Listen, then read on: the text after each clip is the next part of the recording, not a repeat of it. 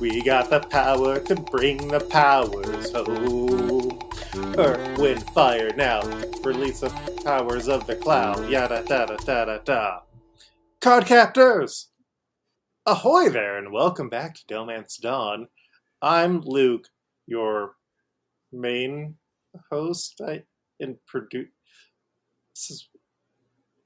I'm Luke, he, him, sometimes they, them. I played myself by singing what I could remember of the Card Captors theme song for no apparent reason.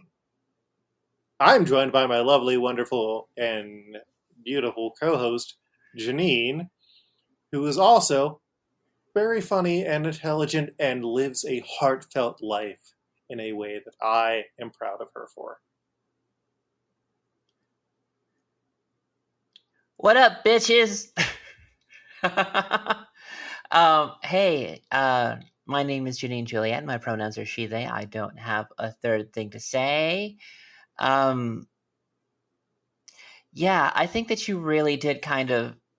There are parts that are just so easy to remember for the Card Captors theme, but, like, once you start going into, like, the cloud cards and the chants that, you know, it is... Earth, wind, fire, chain. Dollar bills gonna make it rain. Card captors! Close enough. I mean, I'm not gonna buy the CD, but... Turtle, brittle, thicker, thack. Gonna make that ass go clap. Card captors! I'll probably, like, download the MP3 file, like, from a website that would rip it from YouTube.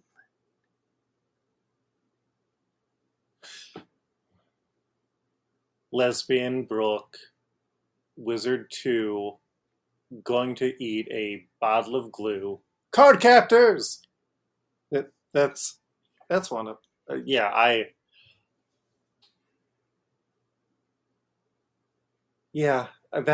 all I have. That's all I have for that bit. This is DohMance Dawn, the podcast where we try and remember the lyrics of the Card Captors theme song until we remember that this is a podcast about One Piece, The Simpsons, and casting Simpsons characters as One Piece characters. Janine, Yes. Good news. What is the good news? I am Googling Card Captors theme song lyrics. You know what the other good news is? What's the other good news? I learned how to turn up the input on my mic, so now you'll be able to hear every time that I go searching things. Wind, rain, shadow, wood, sword, thunder, power, sleep, card captors of the cloud, expect the unexpected now. The secrets of the cloud were all a mystery, but when this mighty book was opened, powers were set free. Card captors, a mystic adventure. Card captors, a quest for all time. Each card possesses a power of its own. We've got to find them to bring this power home. Wind, rain, shadow, wood, sword, thunder, power, sleep. Card captors of the cloud, expect the unexpected now. Card captors, a mystic adventure. Card captors, a quest for all time. Card captors, card captors. There we go. Now it's done. I like how you started off by reading, and then you just kind of, like, went ahead and just kind of made it your own. Not made it good, though, but, like, made it your own. Yeah, but what if the little yellow thing... I want to say Coinma, but I know it's not Coinma, and I know it's not Karibo. Do you remember the little yellow guys? Kiroberos. Yeah.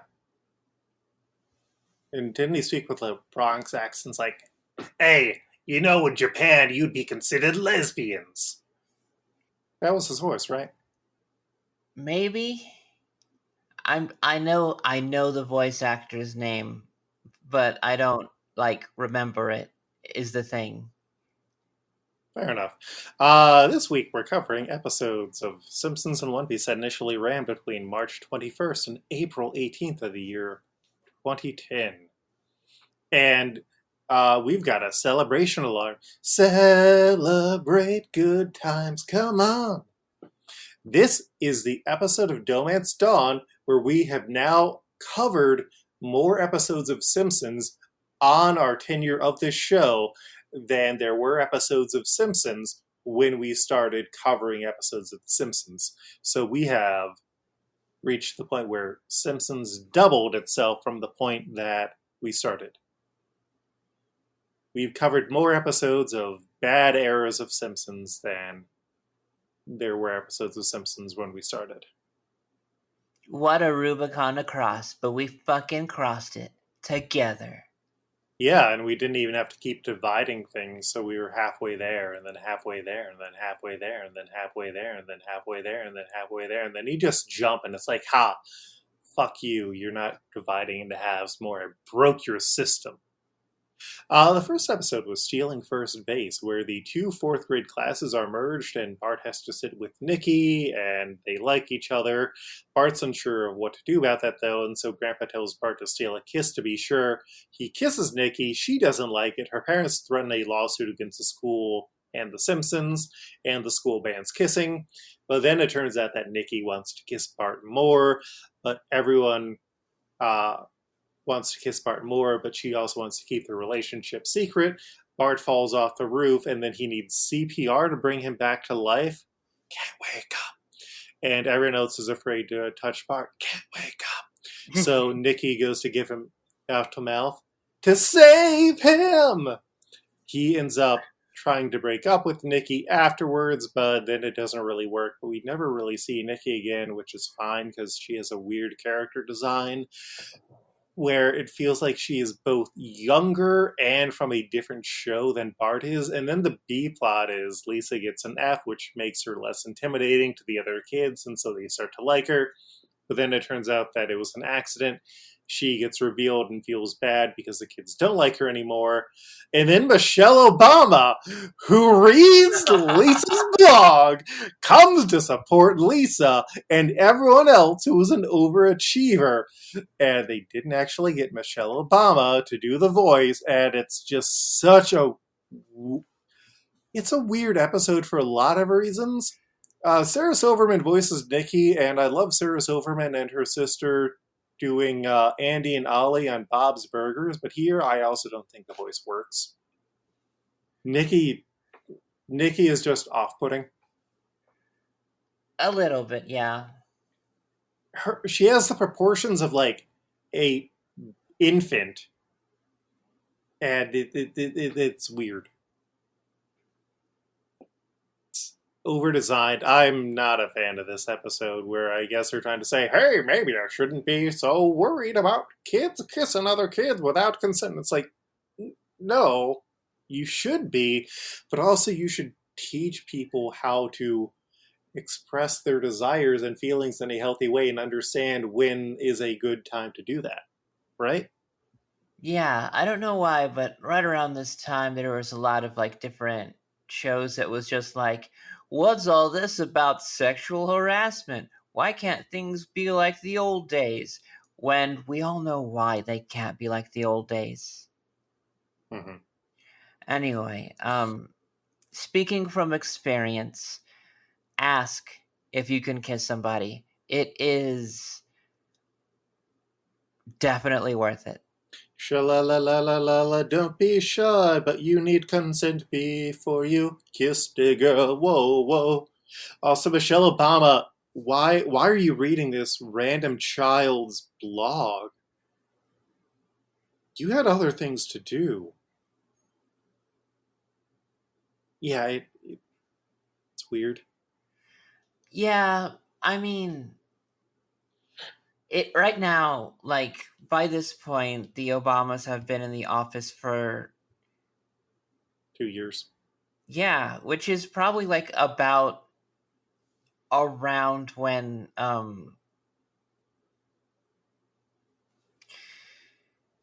episodes of The Simpsons take a little bit of time, so sometimes some of the jokes come out a little bit dated. So this had to have been like written and like started getting made pretty soon after the Obamas just took office. So like there's not a lot of meat on that bone.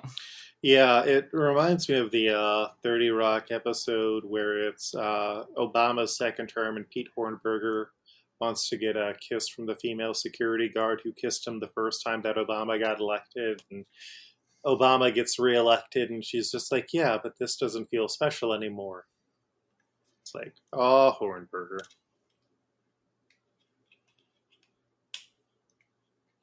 The second story is the greatest story ever. Dode!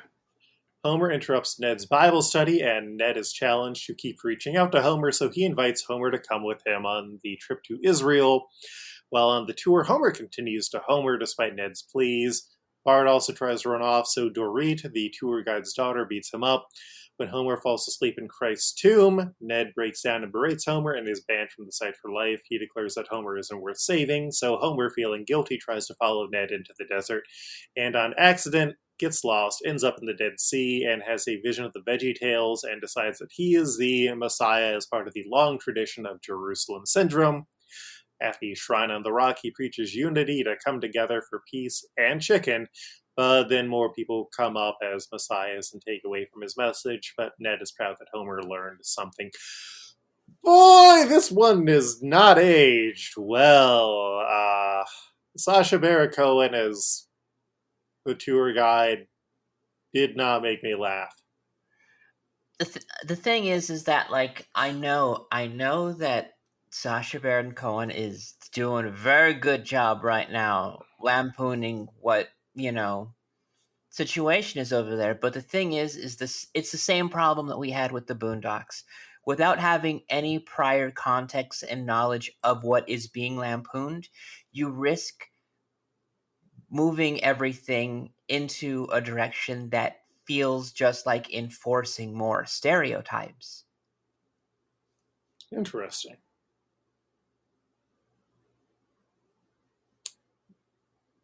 Yeah.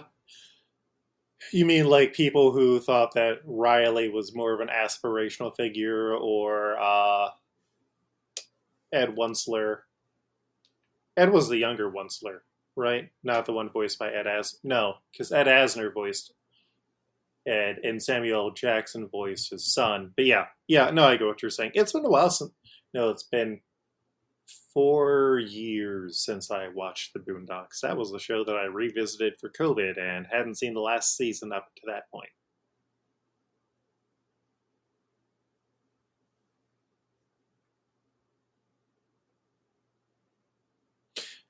It's kind of like how Chappelle's show had a bunch of people who just started quoting the show without really paying any attention to the rest of the messages of the show. Well, also, Chappelle wasn't like the best person to impart a lot of these messages. But No. yeah, basically, I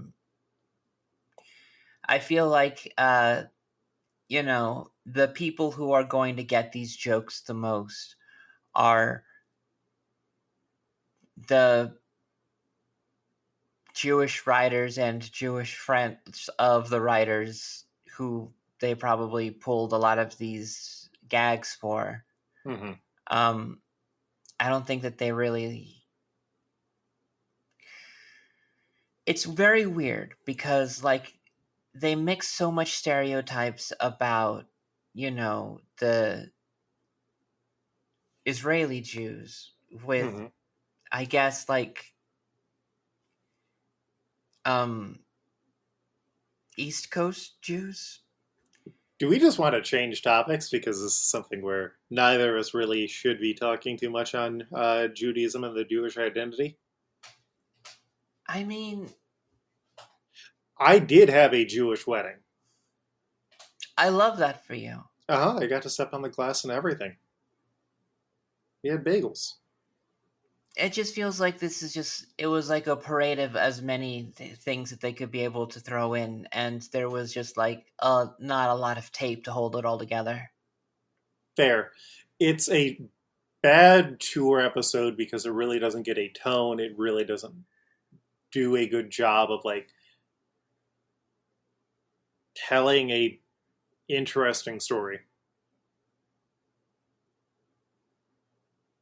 It actually is the worst story ever, dude.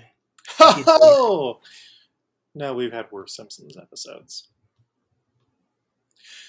After that, we had American History Excellent, where Mr. Burns forces the power plant employees to perform for him on the 4th of July. Homer, Lenny, and Carl get drunk during the event, and when Mr. Burns calls the police, he's found to have stolen art and is arrested instead. Smithers is put in charge of the plant, and he starts being nice to the employees, but then he hears the employees trash-talking him. Burns' cellmate, meanwhile, tries to convert Burns to Christianity and sucks out his evil. When Smithers turns out to be a worse boss, they break him out and everything is back to normal. And then the B-plot is Lisa has an ant farm that she shares with Bart, but they break at fighting, and all but one of the ants get eaten by Santa's little helper. So then Bart and Lisa raise Annie, the last ant, together and release it before it dies, only for it to get eaten by Santa's little helper.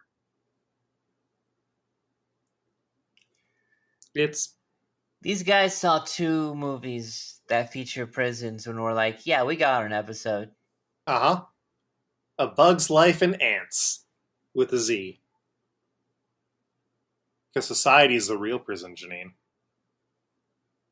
Yeah, the Shawshank thing is also weird because this isn't the Shawshank prisoners or large black guy prisoners like first appearance. Like, he's been around for like 5 or 6 seasons at this point, I believe.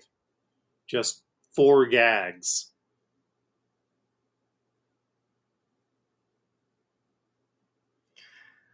I think Homer, Lenny, and Carl are at their absolute worst here. Mm-hmm. In both causing so much destruction and then also being very mean to Smithers. Mm-hmm. And there's a part of me that just wants to just be like, hey, why are you guys causing all the trouble? And then I realize class consciousness, and I was like, actually, Homer, Lenny, and Carl are fine right now. I mean, I'd also say that Smithers being surprised by this seems less on brand. Like, yeah, he is trying to be a better boss, but you need to do more than just a few nice things to build trust, and you need to show that, hey, you can show authority without becoming a tyrant. I don't know. Smithers, I think, still has had the groundwork for being a tyrant laid in him from having been one of the bosses that you must beat in the side-scroll Simpsons beat-em-up arcade game. Mm-hmm. Inazuma's Revenge. Yeah, this is what I would define as like a generic episode of Simpsons. Like, the story is something that could really happen on any other show, and it really doesn't have anything too much that feels very Simpsons specific. You can't make me feel sympathetic about Mr. Burns. All of these stories end up going to the same place. So that means we know that Burns is always going to go to the same place. And what place is that? Being a terrible dick. Yep. And then the last episode is Chief of Hearts. Homer is sentenced to 100 hours of community service, but when he shares his food with Wiggum, they become friends, and Homer starts riding along. When they try to arrest some mobsters, Wiggum gets shot because of Homer, so Homer waits by his side while Wiggum is in a coma. When he gets up, he still wants Homer close to him, which burns Homer out. When Wiggum catches Homer away from him, he is hurt. Homer goes to apologize to Wiggum, but they run into Fat Tony again and end up getting captured. Homer apologizes and says he still likes Wiggum, and then they break out together and decide to become less intense friends. And then the B-plot is Bart gets into battle balls. Battle balls! Battle balls! Battle balls! Battle balls! Battle balls! Battle balls! Hooray for battle balls! But Skinner thinks it's drugs and tells Marge, who obsessively looks for drugs, and then when Bart shows her the toys, Marge likes them and Bart gets rid of them. It's a perfectly serviceable B-plot. I think that to this day, if you say to the right nerd, it makes Digimon look like Pokemon, you would get the same reaction that Bart got. Mm-hmm.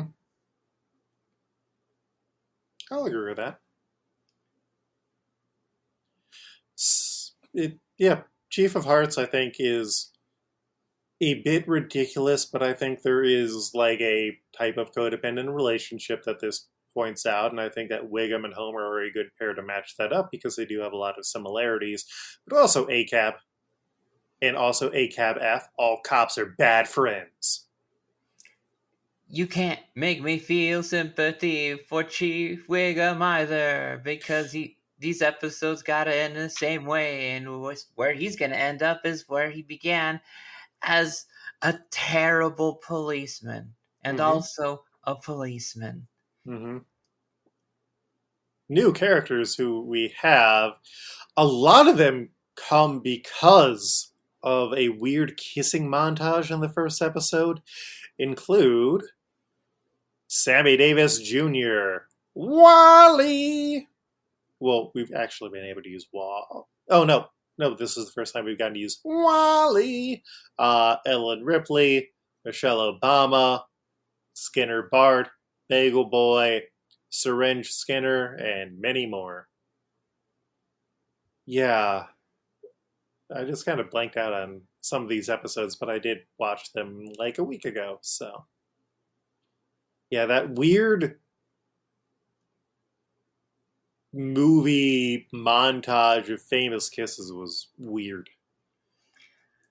I do like that they started it off and it seemed like that it was going to play it straight for a little bit. Mm-hmm. And then they just go into like making fun of it themselves. And when they just started like having fun with it, I was like, oh, okay, this is what we're doing now. I don't understand it, but I don't hate it. So, because like it's when the Simpsons just try to do like a thing that's a little bit new, and I don't know if it worked, but I appreciate it. They attempted.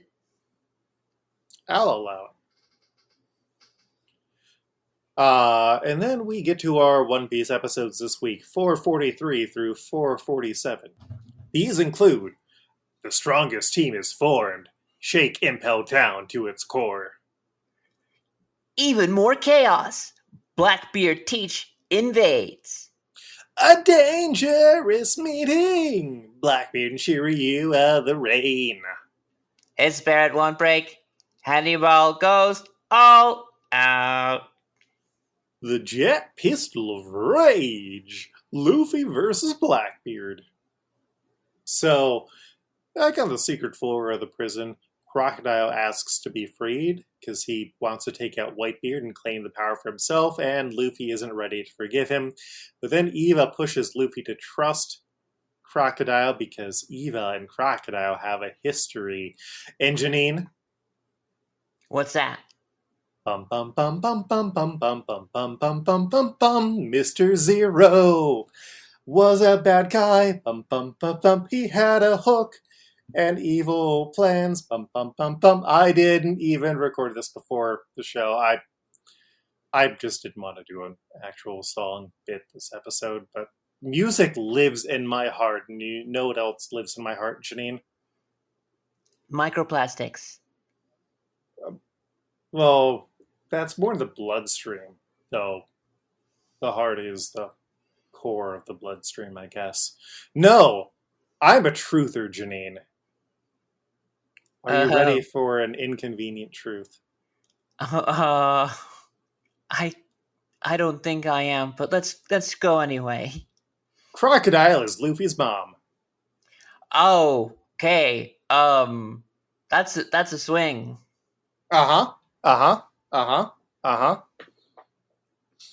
Welcome to Croco Mom Theory 101. So, Eva hints that she/he/they know a secret about Crocodile. Now, it might be easy to say, oh, well, maybe it's that Crocodile is weak to water. But we have seen that Eva is very gender fluid positive. And Crocodile has what we in the business like to call T-boy swag. Would you agree with that? Oh my god, he does. What is Crocodile's first name? You probably don't remember, but it is Sir. Sir as a first name, Sir Crocodile. Oh my god. Now, are you just being ridiculous with these, or do you need some more theory? Do you have more theory? Yeah. No, this is a well-known thought. Like, this is a well-known theory because Crocodile has no idea where Luffy came from. They both have dark hair. They both have scars on their faces, and sometimes dumb stuff like that in One Piece is genetic. We'll see more of that fucking dumb stuff. But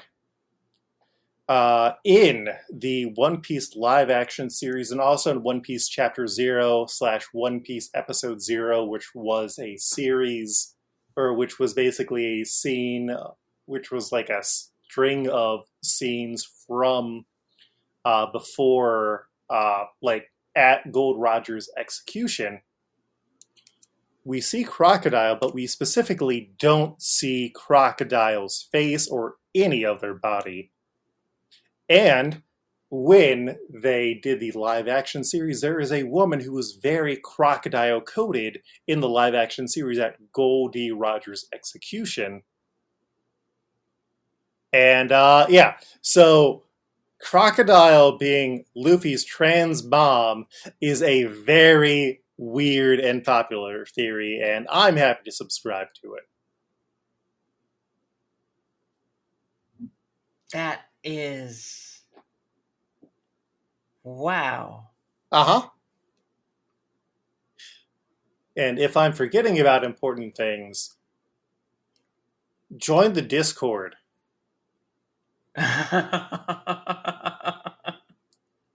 Get in the comments. Yeah, I sent the images in, but yeah.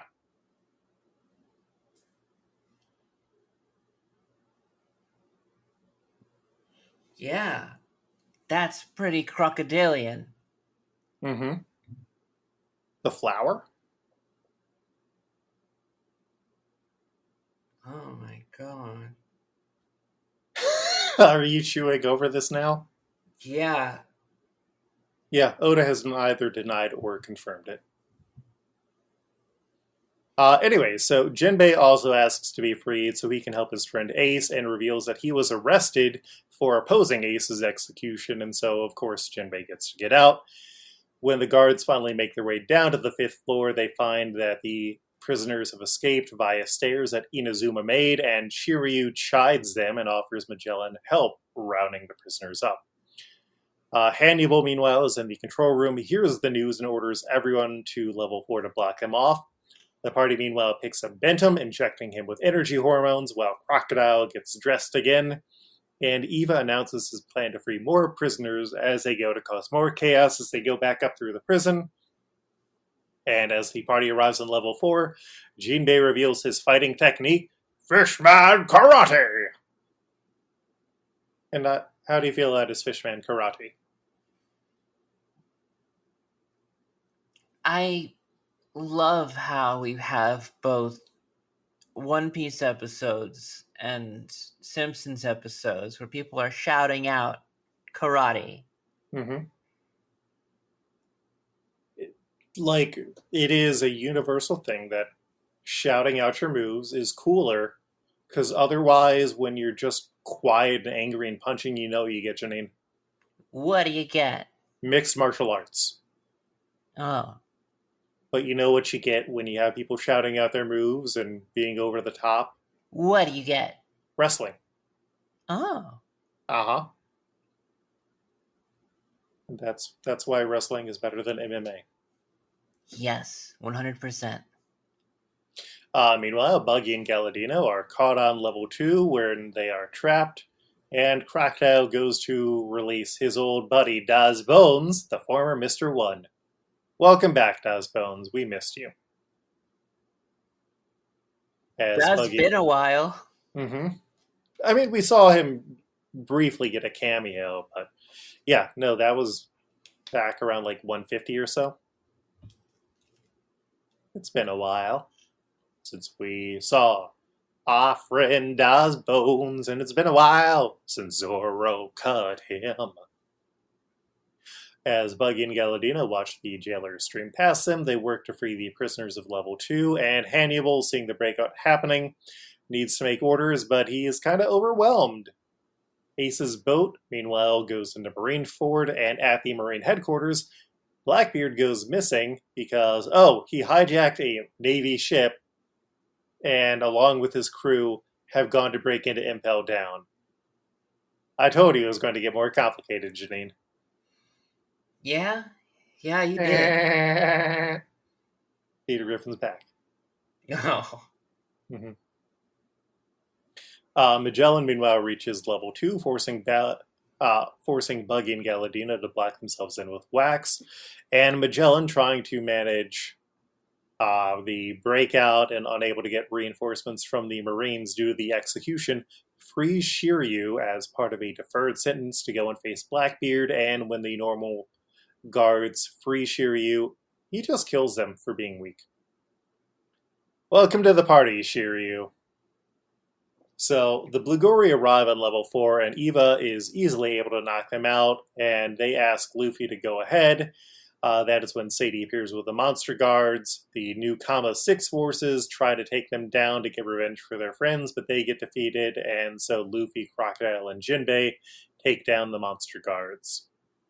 Back on level 2, Galadino keeps blocking with more wax, and Buggy accidentally comes up with a new plan to make another massive wax weapon that could be controlled by Buggy's fist, but instead it just gets stuck. Buggy then starts ranting about fighting the odds, which inspires the prisoners, and I love Buggy just being a really good leader for really dumb causes.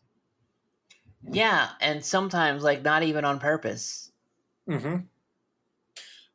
Meanwhile, on level 1, Blackbeard's crew is cutting through the guards when Shiryu appears to confront them, but he just lets him pass for mysterious reasons. And back on level 4, Eva goes to face Sadie and changes their gender to face her. Nothing like a little girl on girl.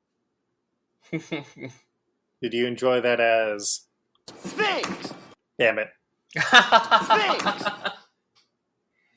You just have too many Sphinx. Yeah, did you enjoy that as... a person who's very turned on by middle-aged women? That was a very good transformation sequence, and literally what it feels like when you start taking estrogen. Hell yeah. Don't wait. Start today. If you are looking to take estrogen. No, do it now. I'm force-femming our audience. Okay. Hannibal, meanwhile, works to block Luffy and Inazuma while the guards shoot nets at them, blocking level 3 stairway. Luffy then approaches Hannibal to fight him as the guards cheer, but Hannibal is defeated with a Gum Gum Gatling. Hannibal reflects on how Magellan took him under his wing when he started at the prison, and a time when Hannibal was tricked by another female pirate, but Magellan stopped her for him, and he gets back up to try and keep fighting. Buggy, meanwhile, has no ideas on how to escape before Blackbeard breaks through the poisoned wall. Buggy cheers his luck, especially because no one else saw how it happened, and they now have a way to escape. Hannibal continues to try and fight, inspiring the other guards before Blackbeard shows up and knocks him out, clearing out the tower. Luffy and Jinbei recognize Blackbeard, and Luffy gets pissed off, especially when Blackbeard reveals that he was the original target of their attack instead of Ace, and Luffy punches him with a jet pistol. Blackbeard responds by catching Luffy in a vortex, canceling his devil fruit power, and Crocodile's like, "What the hell are you doing?" And they just continue running on past him before Magellan appears on the floor. As the rest of the prisoners are running up towards level 3, Minotaurus reappears, and Crocodile explains that these are monster-type zone users who basically got overly powerful by breaking the system, and so now they get to revive even though they have very low intelligence. The monitor room and all communications, meanwhile, were trashed by Shiryu, who we find out is actively working for Blackbeard. Buggy and Galadino reach level 1 as they prepare to escape, and Luffy knows that he has to keep the escape going, faces Minotaurus, and takes him out with one punch. And that is when Magellan finds Sadie bound in ropes from her fight with Ivankov before Blackbeard appears. Magellan soaks all of Blackbeard's crew with poison and walks past them, finds Hannibal defeated, and is like, okay, well, I guess I've got to finish this now for reals. One Piece!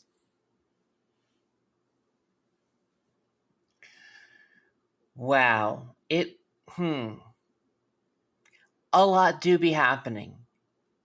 Mm-hmm. I feel like that there were a lot of different moments where the question was posed, what's the worst thing that could happen right now? Mm-hmm. And it just sort of happened. And like, I love that, but also in the same sense, on the other hand, it really did take me the fuck out seeing Blackbeard just show up. Mm-hmm. Because you don't know what he's doing here?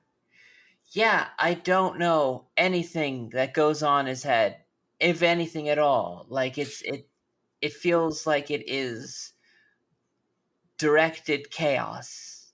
Oh, it is. It is on purpose. We're going to see what Blackbeard is up to. But now we have two characters to match. Theoretically, we could have done New Combo Force 6, but they are utterly forgettable and not really super canonical, so I didn't put them in.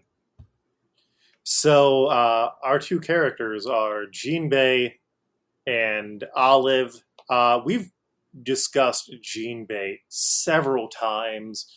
My picks, once again, with a slight adjustment for a new Rodrigo style, are Gary Chalmers, Coach Lugosh, and then the new Rodrigo style is Jacob, just because they have similar hair and gruffish demeanors. You know I don't have fishman accent, right? Who do you have as your picks, Janine? Let's see here.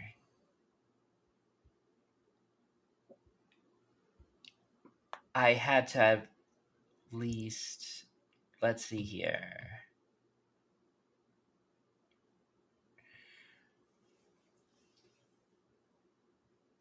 For Jinbei, I was not able to get a Rodrigo for him. Mm-hmm. But that's fair. I do want to add Busman, Otto's self-insert comic book character. Yeah, hail to the bus driver man. Yeah, I had considered him previously as a pick. Because Janine, Jinbei is going to be important. Awesome. I love important characters. He is going to join the Los Angeles Lakers. Okay. But we are not the only ones with a say, because this was the open pick, and what's this?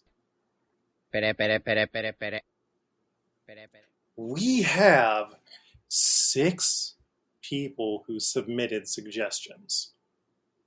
So, not all of these are acceptable, but I just put all of them on here because I'm feeling lazy/generous. Mike P., our lovely, wonderful, and beautiful artist for the show, suggested Dr. Hibbert, which was supported by Reverse Eye Patch. Asimov Fangirl suggested David Crosby or Lard Lad, I believe. Both of them might have made it onto our list previously. Alex K. from the One Piece podcast suggested Unky Herb. Rotisserie Shithead suggested Comic Book Guy or McBain. Skeeth suggested Otto, and Devin, former guest and returning guest in a few episodes, suggested Gabriel the Simpsons social worker. Now, Mike P is really arguing for reverse eye patch. Fuck. Mike P is really arguing for Dr. Hibbert. My biggest thing is that Jinbei is not a doctor. Yeah. I do like Busman because we do get that auto vibe. And we're going to find out that Jinbei is quite a helmsman, which is the person who has to steer the boat and like pull the rigging and all that things when he joins the Los Angeles Lakers.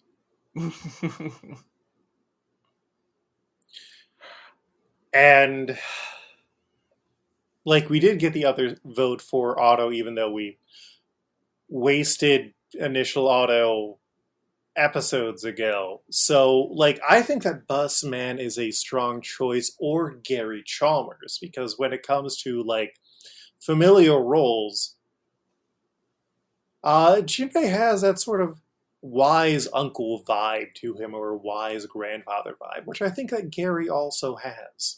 I don't think Gary has that, but I respect that you found it anyway. He's a father who also hangs out with rappers.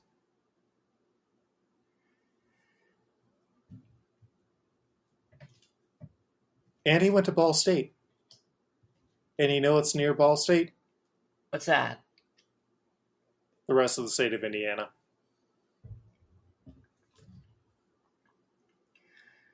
So not much. I mean, Indiana has Gary, Indiana, Home Sweet Home, which is also where Michael Jackson and the Jackson 5 are from. Mm-hmm.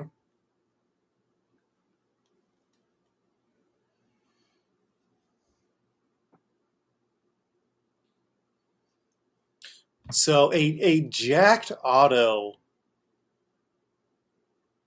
could work, but we do have a lot of cheers for Hibbert.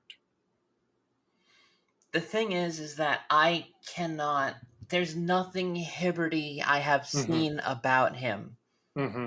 I don't know what they're basing this off of. I don't know if it's something that's going to become relevant later. But in these castings and how we do them, if we're going to be casting them on this, like, if I relinquish control over something that may happen in the future, I feel like the only way I'm going to be happy is if it is because he is being a doctor. And he is ultimately not a doctor.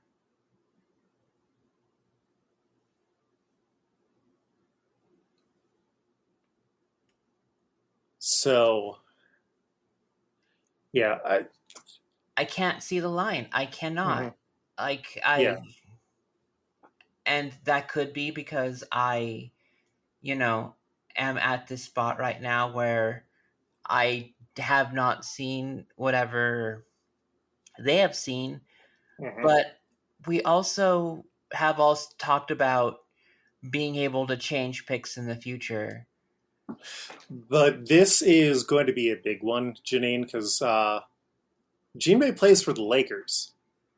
Yeah, no. I would like to reapproach Alex K's suggestion of Unky Herb. And also I'm going to double check that we haven't used Herb Powell yet, because I think it's likely that we might have. I've got too many tabs on this spreadsheet. How many tabs does Luke have? I do like the idea of Jinbei being voiced by Danny DeVito. That does fuck. And, like, Jinbei is a person who has been one of the biggest pirates in the world and has also ended up in secret prison.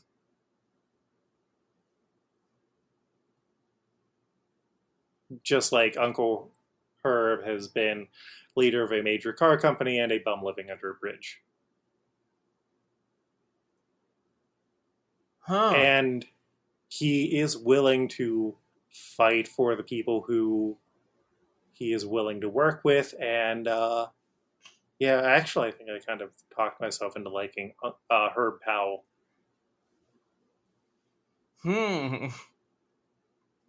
I think that this might have legs here. Are we going to go with Alex K's pick of Herb Powell? Have we used Herb Powell before? No, we have not. There was just a One Piece character named Herb. I guess we're using Herb Powell tonight. Hell yeah. Thank you, Alex, for that very good suggestion. And then we have Olive, who is a non-canonical but very busty pirate lady. Wearing short shorts. And here's where we're going to have the real debate that's going to be important and take up the next 30 minutes of the podcast.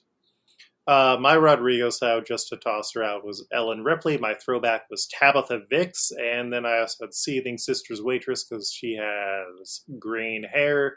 And you gotta have green hair. Who do you have, Janine? I had Dorit because, just somebody who is working inside a police state kind of fit. But then I also had Madison McKenna, Nikki's mom, because something about,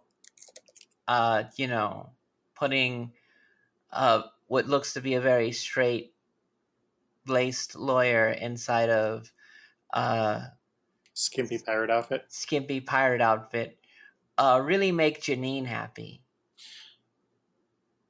Yeah, but I feel like there's definitely more of a Tabitha Vix energy there. You think so? Yeah. There will be other opportunities for sexy lawyer types. I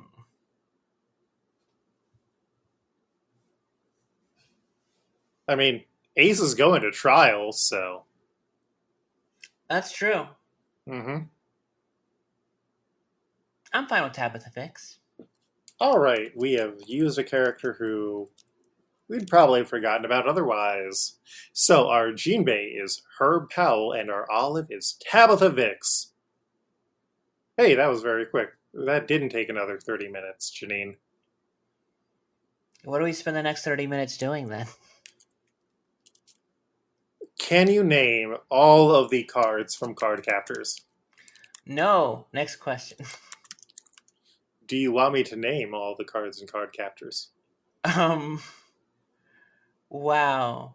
This is the backdoor pilot for the next podcast idea. Talking about card captors. Gotta card them all, gotta card them all. Gotta card them all, gotta card them all. This is not creepy. We're Action up here, Aqua Blade, blank, blaze, break. Choice, clear cards, cloud cards. Category, clear cards, category, cloud cards. Dreaming, exchange, flight, gale, gravitation, hail, kindness, labyrinth, lucid, mirage, mirror. Category, never used cards. What? Anyway. Yeah, we're not going to do that. Unless you want to put money into the Patreon, because we had a Patreon backer drop out recently, and I am still underemployed. I didn't get that job I was hoping to get last time, so getting some extra money, especially if you enjoy the show or the other dumb stuff that I do, is appreciated. Yeah, I think we can just wrap up the show and then send Mike an apologetic email that it was not his pick of Dr. Hibbert. I don't get it. I'm sorry. I don't either. But I tried to argue for Mike's suggestion. We did our due diligence. Janine, where can you be found online if you would like to be found online? You could find me on Blue Sky at JanineJuliet.biscuit.social. You can find me on Instagram, Janine is dope. And you can find me on Flight Rising, username Joysinous. Like poisonous, except the first three letters are J-O-Y. Not J-O-I. That's a different thing. Mm-hmm.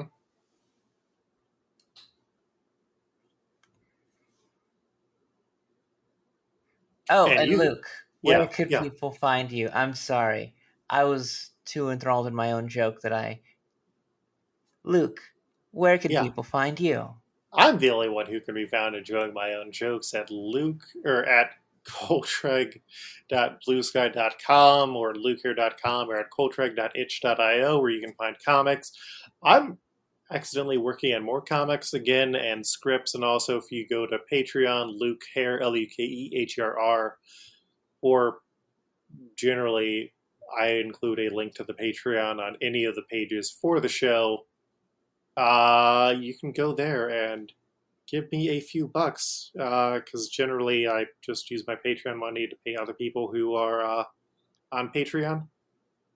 It's a big circle of art, and it is why we need to destroy all billionaires, because they aren't contributing to the circle of art. They are contributing to a circle of pain and torment. And Mike Patten can be found on most social media at Patten Pending, PATTENPENDING, and he's updating his portfolio site. But if you want to hire Mike to draw something for you, like Dr. Hibbert as Jean Bay, or Jean Bay as Dr. Hibbert, you can definitely go and do that. Pay Mike money.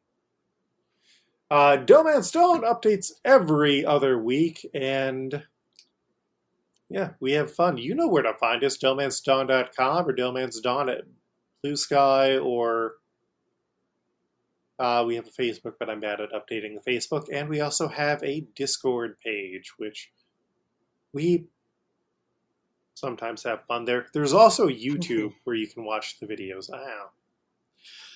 You know what you're doing here. You don't need to keep listening to this unless you want me to go and talk about something else for a few minutes. Janine, what topic would you like me to espouse on? Do you want me to show you a picture of Robin as a Lakers girl? Yeah. All right. Yeah, there's a Lakers and One Piece collab coming up soon. Which, good on the Lakers. There you go, Janine. Nice. Yeah,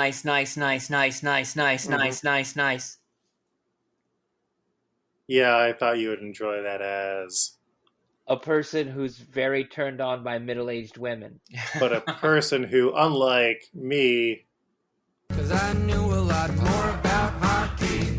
I haven't gotten to use that button for a while. I like that button. That's the Hello Emerson button, quoting their song, We Lost. And I really enjoy that song. It's good. It's about sports, even though I'm not good at sports. Janine, what sport do you think I'd be best at?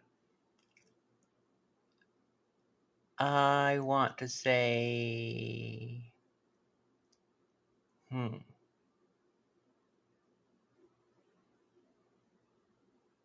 Curling.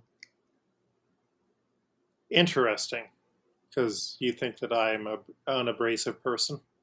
Or I just wear everything down eventually? Or I mix the abrasion and the wearing down of things so I can perfectly get the puck into the whatever?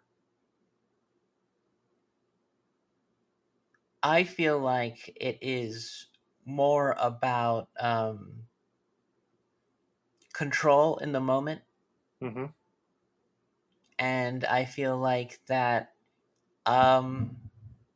you're able to exert a good amount of control over your environment given situations, and hopes lead you to the success that you need, like putting a weird kettle puck on a circle.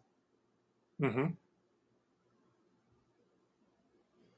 I'm trying to also say metaphorically without also just like describing doing a kind of frankly silly looking sport. Oh, no, that's fair. I mean, you could ask me the same question, then I got my silly answer. You